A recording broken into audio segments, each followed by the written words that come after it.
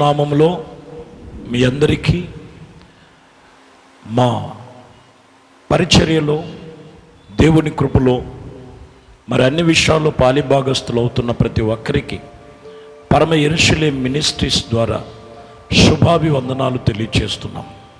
దేవుని కృపను బట్టి ఈరోజు వాక్యము ఆదికాండము దేవుని సన్నిధిలో పరిశుద్ధ గ్రంథములో మనం గమనించినట్లయితే మరి 3వ అధ్యాయం 1వ వచనం ఈ పూట మనం ధ్యానించుకుందాం. ఈ మాటలు మనం గమనించినప్పుడు దేవుడైన యెహోవా చేసిన సమస్త భూజంతువులలో సర్పము కుయుక్తి గలదై ఉండి ఈ వాక్యము మనం గమనించినప్పుడు సర్పము కుయుక్తి కలిగినది. ఈరోజు లేఖనములో రాయబడిన మాట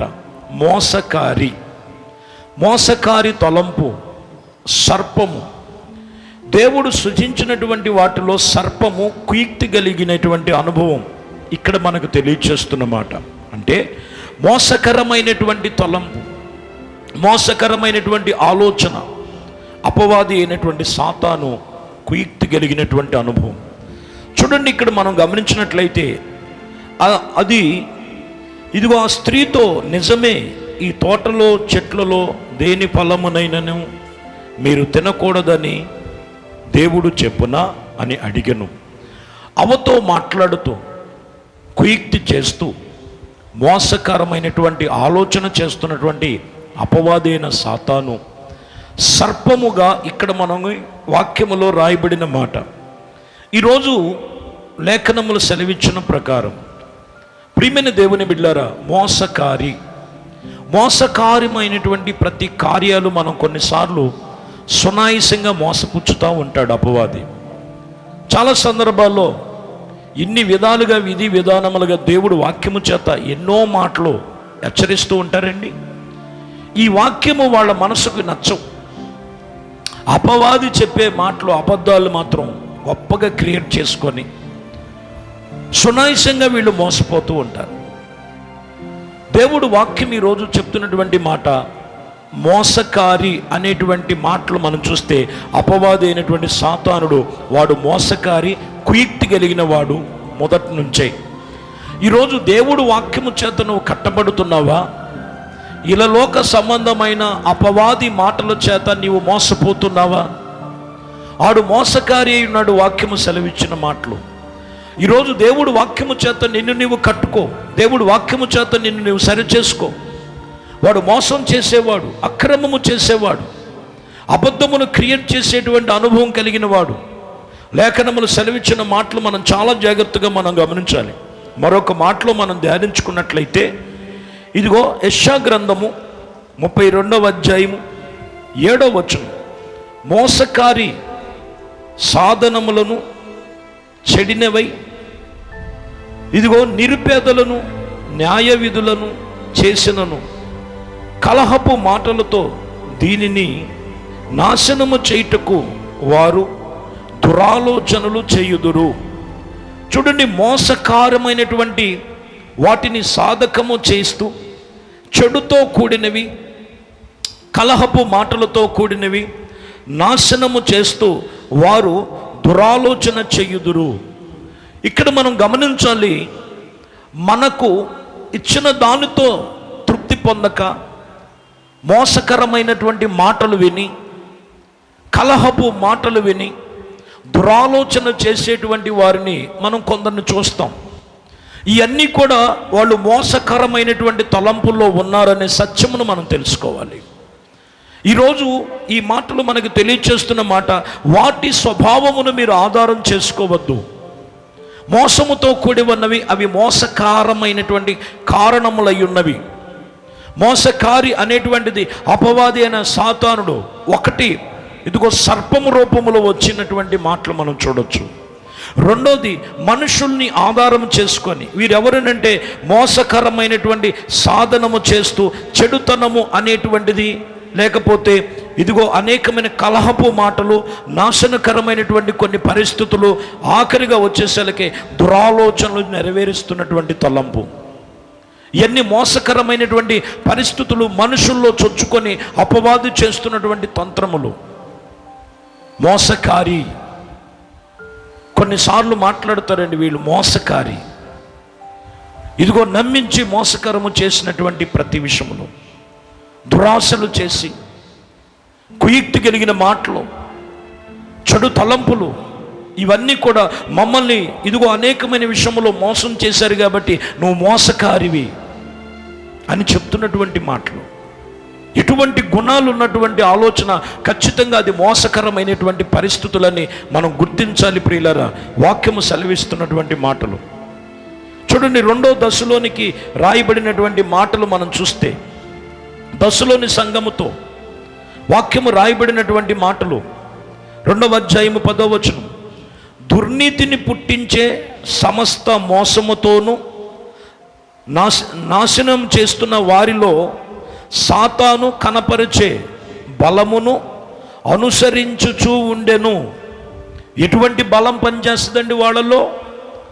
సాతానుడు వాడు కనపరుచుకునేటువంటి బలము, అనుసరించేటువంటి పడేటువంటి అనుభవం వారిలో కనబడుతూ ఉంటుంది. ఇది దేనికి సాదృశ్యం అనేది మనం చూస్తే, దుర్నీతిని పుట్టించేటువంటి సమస్త విషయమైన మోసముతోనూ నాశనము చేయాలని వారిలో సాతాను కనపరచబడేటువంటి బలమును అనుసరించుచూ ఉన్నారంట వీళ్ళు. చాలా జాగ్రత్తగా గమనించాలి. దుర్నీతి, నీతి తప్పిన పనులు, దీన్ని దుర్నీతితో సమస్తమును మోసపుచ్చేటువంటి ప్రతి విషయంలో ప్రియమైన దేవుని బిడ్డలారా, సాతాను కనపరచబడేటువంటి బలమును అనుసరించేటువంటి ప్రతి విషయంలో చాలా జాగ్రత్తగా మీరు గమనించాలి. అబద్ధమైన వాటిని వాడు క్రియేట్ చేస్తాడంట. 12వ వచనములో మనం చూసినట్లయితే, అబద్ధమును నమ్మినట్లు మోసము చేయు శక్తి కలిగినటువంటి దేవుని వారికి పంపుచున్నానని చెప్తున్నారు. దేవుడు ఎక్కడికి పంపిస్తున్నారు వీళ్ళని అనేది మనం గమనించినట్లయితే, అబద్ధమును నమ్మి మోసము చేసేటువంటి శక్తి వాళ్ళు పొందుకున్నారంట. అపవాది అయినటువంటి అనుభవం కలిగిన వారు, మోసకరమైన తలంపులు కలిగిన వారు, అపవిత్రమైనటువంటి ఆలోచన కలిగిన వారు. ప్రియమైన దేవుని బిడ్డలారా, చాలా జాగ్రత్తగా మనం గమనించాలి. అబద్ధములు ఈజీగా నమ్మేటువంటి తలంపు. చూడండి, కొన్నిసార్లు మనం చూస్తే అబద్ధములు చక్కగా భలే అల్లినట్లుగా చెప్తారండి. అసలు ఏ మాత్రం కూడా అనుమానం లేకుండా. కారణం ఏంటంటే ఇవన్నీ అపవాది తంత్రములు.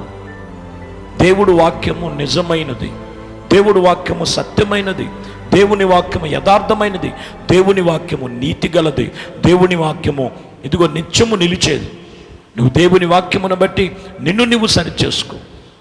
మోసకరమైనటువంటి తలంపులు కాదు. మోసకారికి కారణం ఎవరంటే వాక్యము సెలవిస్తున్నమాట అపవాది అయిన సాతానుడు. అపవాది అయినటువంటి సాతానుడు ఇదిగో ఏ విషయంలో కూడా వాక్యములో రాయబడినటువంటి మాటలు, ఏవేవో ఆలోచన చేస్తున్నటువంటి తలంపులు. చూడండి, యోహాను సువార్తలో వాక్యములో రాయబడిన మాట 8వ అధ్యాయం 44వ వచనంలో యేసు ప్రభు వారు చెప్తున్నటువంటి మాటలు, మీరు మీ తండ్రి యగు ఇదిగో అపవాది సంబంధులై మీ తండ్రి దురాశలను గోరుచున్నారు. ఆది నుండే వాడు నరహంతకుడు, సత్యమందు నిలిచిన వాడు కాడు, వాని యందు సత్యము లేదు. వాడు అబద్ధములాడి అబద్ధమును ఇదిగో నప్పుడు తన స్వభావములు అనుసరించినటువంటి మాటలను వాడు అబద్ధమునే కనపరచబడును, అబద్ధమునకే జనకుడై ఉన్నాడు. చూడండి, ఈ వాక్యములో యేసు ప్రభు వారు చెప్తున్నటువంటి మాటలు, మీరు మీ తండ్రి యగు అపవాది యొక్క సంబంధులై ఉన్నారు.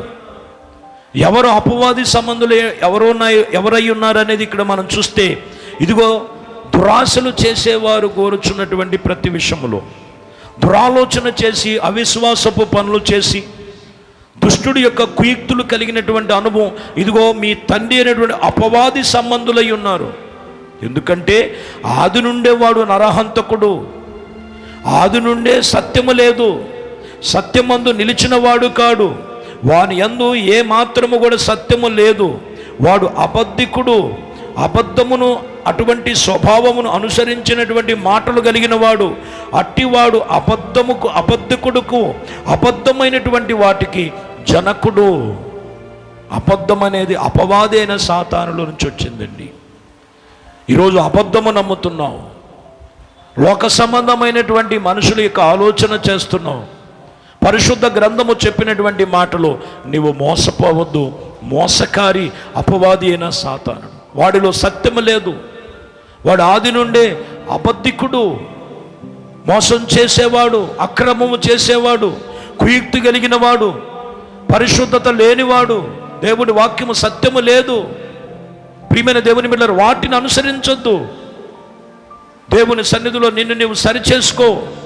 వాక్యములో రాయబడినటువంటి మాటలు మనం గమనించినట్లయితే ప్రియమైన దేవుని బిడ్డలారా, దేవుడు సన్నిధిలో దేవునితో నిబంధన కలిగి మనం గమనించినట్లుగా ఇదిగో రాయబడినటువంటి మాటలు మనం చూస్తే ప్రకటన గ్రంథం 20వ అధ్యాయము 7వ వచనంలో 1000 సంవత్సరములు గడిచిన తర్వాత సాతాను తనతో చెరలోనున్న వారిని అందరినీ కూడా విడిపించబడి భూమిలో ఉన్నటువంటి నలుదిశల నుండి జనులందరినీ లెక్క సముద్రపు ఇసుకరేణు వలె ఉన్నటువంటి గోగు మాగోకు అనే వారిని మోసపరిచి వారిని యుద్ధమునకు పోగు చేయుటకు బయలుదేరును.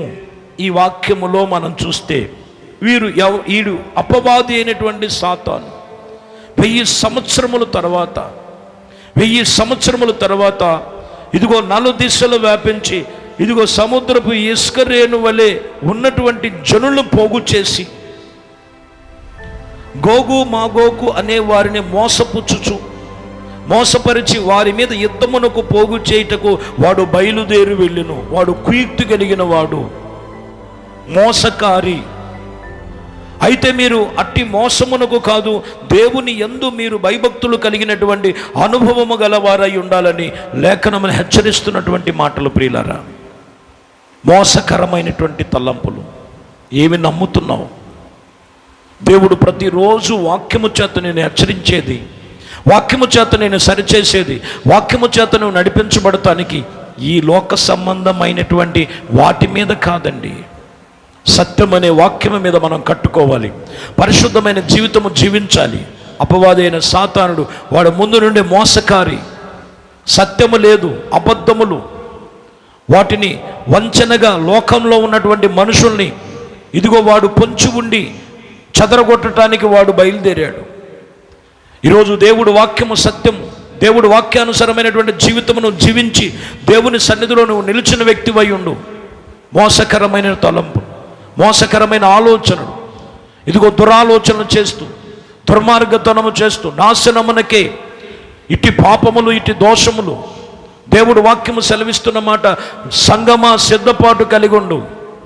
సిద్ధపడిన సంఘముగా, పరిశుద్ధమైన సంఘముగా, దేవునితో సొత్తైనటువంటి ప్రజలై దేవునితో నిబంధన కలిగి వాక్యము చేత మనం సరిచేసుకునే వారమై ఉండాలి. వాడు మోసపుచ్చుచు లేనిపోయినటువంటి వాటిని క్రియేట్ చేస్తూ ఇదిగో వాడి బలాన్ని పెంపొందించుకునేటువంటి పరిస్థితులు ఉన్నాయని ఇక్కడ వాక్యము సెలవిస్తున్నమాట. గమనించండి, వాడు ఎన్ని కుయుక్తులు చేసినా మన దేవుడు బలమైన దేవుడు, సర్వాధికారి అయిన దేవుడు, సకలమైన కృపలు స్థిరపరచగలిగిన దేవుడు. ఆయన యందు విశ్వాసం ఉంచి వాక్యము సత్యమును నీ మనసులో ఉంచుకున్నట్లయితే ఏ అపవాది నిన్ను ఏమీ చేయలేడు. ప్రతి విషయంలో దేవుడు ఆయన పరిశుద్ధపరిచి ఆశ్చర్యమైన కార్యములు నీ జీవితంలో జరిగించి మేలు చేత నింపబడును గాక. ఆమేన్. ప్రార్థన చేసుకుందాం. పరిశుద్ధుడా, ప్రేమ కలిగిన తండ్రి, దయగలిగిన మా ప్రభువా, మీ ఘనమైన నామానికి స్తోత్రములు చెల్లిస్తున్నాం. మోసకరమైన తలంపుల నుంచి, మోసకరమైన ఆలోచన నుంచి, మోసకారి నిన్ను నీవు మోసపుచ్చుకోవద్దు, ఆ మోసకారి అయినటువంటి అపవాది చేతిలోనికి మీరు వెళ్ళకూడదని తాము పరిశుద్ధపరుచుకొని సత్యమనే వాక్యము చేత దేవుని యొక్క వాక్యం అనేటువంటి అనుభవంలోనికి మనం నడిపిస్తున్నటువంటి ఆ సర్వోన్నతుడైన దేవుని సన్నిధిలో మనము సరిచేసుకొని పరిశుద్ధమైన జీవితము జీవించుటకు ఆయన కృపలో మనల్ని ఈ రీతిగా ఏర్పరచి ఉండగా ప్రతి ఒక్కరిని కూడా దీవించి ఆశీర్వదించి ఫలింపు దయచేయండి. యేసుక్రీస్తు అతి పరిశుద్ధ నామములో ప్రార్థించి వేడుకొనుచున్నాము తండ్రి, ఆమేన్. ప్రభు మిమ్మల్ని ఆశీర్వదించి దీవించునుగాక.